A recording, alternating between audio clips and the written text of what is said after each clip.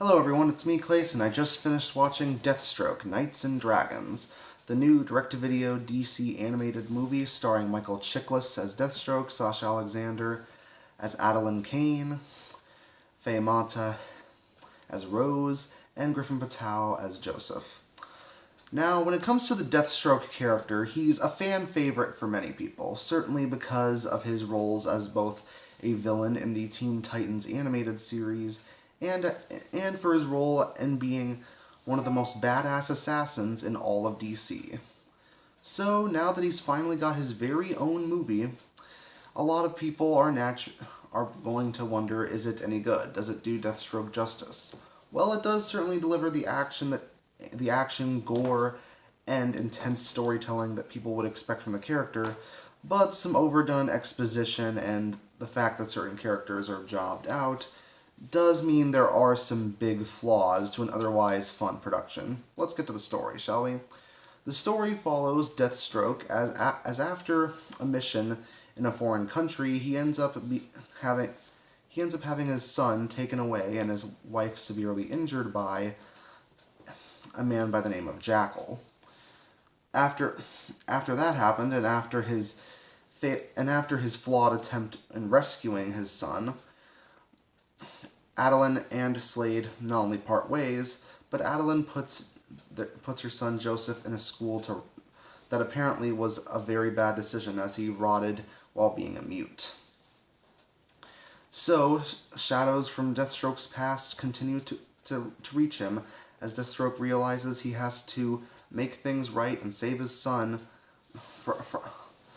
when he happens to get himself into trouble again, and he has to, face down Jackal once and for all, while Adeline also gets to go through her own story arc about getting back in the game after several years of getting soft for being a mother.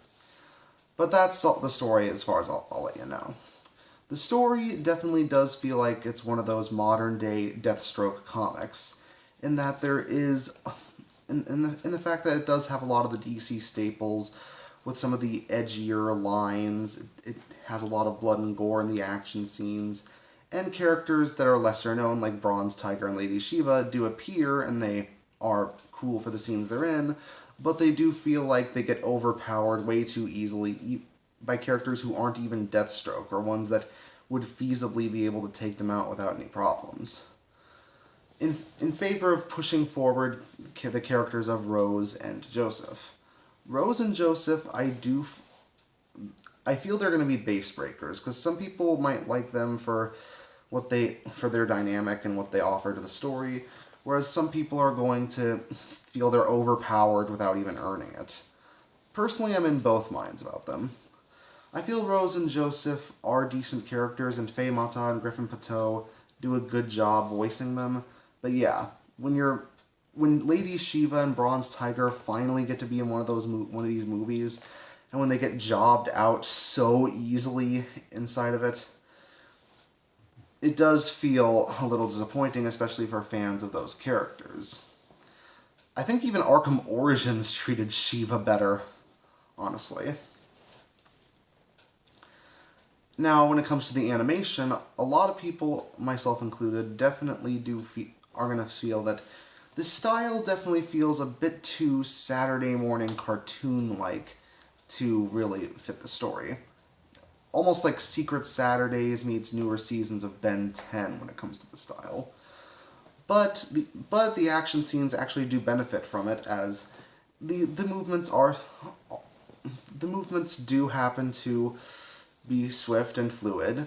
There's a lot of brutal violence for those who love that sort of thing. Not as much as Warner Brothers' Mortal Kombat movie, of course, but it definitely doesn't skimp on that. And the character designs do resemble those in the comics, and do reflect certain designs rather faithfully. So the visuals are kind of a mixed bag. I'm personally not the biggest fan of the style, but it does work for the story that it's trying to tell in some respects. The voice acting is also great all around, with Chiklis obviously being the standout. He has a perfect voice for Slade. Sasha Alexander also does sound suitably tough as Adeline Kane. The music's also rather great, with dramatic flourishes delivering it at the right moments.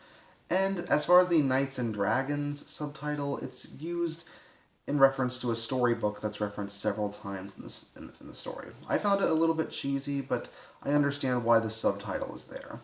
So yeah, certainly an animated film that's full of ups and downs, but I think it has just enough positives to make it worth watching. That's why I'm going to give Deathstroke Knights and Dragons a 7 out of 10. See you next time.